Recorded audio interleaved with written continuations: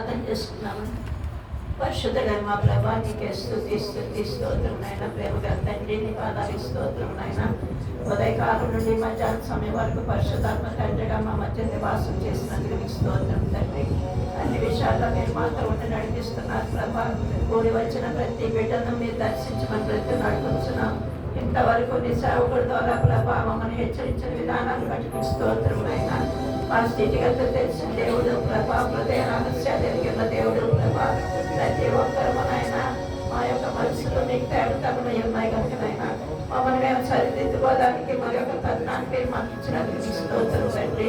మీరే కనికరించండి, సహాయం చేయండి. ఇన్నటువంటి వాక్యాన్ని భద్రపరచండి నాయన. యవనస్తులు ప్రభా, యవన బిడ్డలు తొట్టుకోకుండా సహాయం చేయమని ప్రతి నడుపుతున్నాము. యవనస్తులు మీకు కావాల్సి ఉంటుండగా నాయన దుష్టుడి యొక్క కంచె నుండి వారిని ప్రభా మీరు భద్రపరచండి. మీ రక్తం కంచెని వారి చుట్టూ ఉంచండి అయ్యా. మీరే వారిని బలపరచండి నాయన. దుష్టుడి చేతులు వచ్చి విడిపించండి. అనుక్షణము ప్రభా ఎవరిని తిరుగుతున్నాను సైతాన్ని తిరుగుతూ ఉంటుండగా ప్రభా వాడికి అబంధ హస్తాల నుంచి బిడ్డలందరినీ విడిపించండి అయ్యా. నేను వెతుకుటకు సహాయం చేయమని ప్రతి నడుపుతున్నాము. ఆయన బిడ్డలు మీరే దీవించండి. బిడ్డలుంటున్న ప్రాంతాల్లో ప్రభా మీ రక్తం కంచె ఉంచండి నాయన. ఆఫీసుల్లో మీకు సాక్షులుగా ఉండటం సహాయం చేయండి. అన్ని విషయాల్లో ప్రభా బిడ్డలను మీరు చేయబట్టి మీరే నడిపించి మా ఎంతో కనిపెత్తులు అడుగుతున్నాం. బిడ్డల ప్రేమతో తెచ్చినటువంటి కానుకలు మీరు దీవించండి అయ్యా.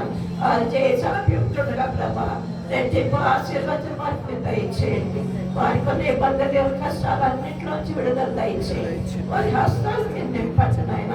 మీ కృపలో వారిని జ్ఞాపకం చేసుకోండి ఆయన. కానుకలు మీ రాజ్యవ్యాప్తిలో ఉపయోగపడి మీరే సహాయం చేయండి. ప్రతి ఒక్కరిని నీ చేతులు సమర్పించుకొచ్చున్నాం. జీవరత్న గారి విషయంలో ప్రార్థన చేస్తున్నాం. సహాయం చేయండి.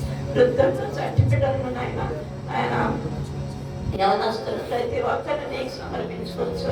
ఈ శ్రమ దినాల్లో ప్రభా మమ్మల్ని మేము శుద్ధీకరించుకోవచ్చు. నీ బాధ్యత ఎక్కువగా గడిపి మాకు కర్మకు మీరే దయచేసి అయిపోతుందని త్వరగా నిర్ణయిసైనా ఇంకా వెళ్ళిపోతున్నాము తండ్రి.